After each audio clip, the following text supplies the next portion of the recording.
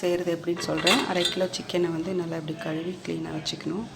அதில் வந்து ஒரு 2 ஸ்பூன் 3 ஸ்பூன் சிக்கன் 65 மசாலா போடணும்.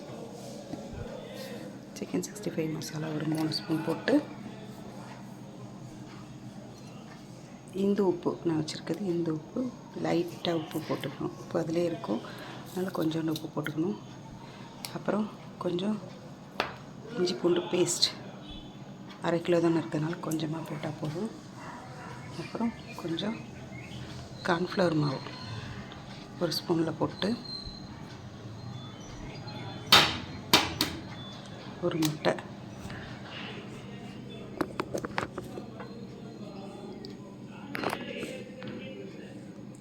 ஒரு முட்டையை உடச்சி ஊற்றிக்கணும். ஒரு முட்டை இப்படி ஊற்றிட்டு அவ்வளோதான். இதை வந்து நம்ம நல்லா பிசைய போகிறோம்.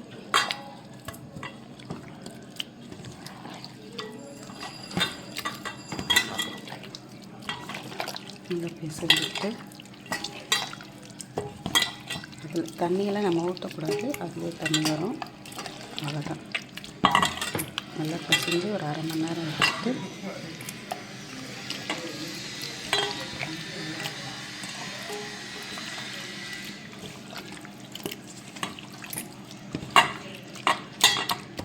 இப்படி ஊற வச்சுட்டு 1/2 மணி நேரம் வச்சுட்டு பொரிச்சிட்டிங்கன்னா சூப்பரான சிக்கன் 65 ரெடி.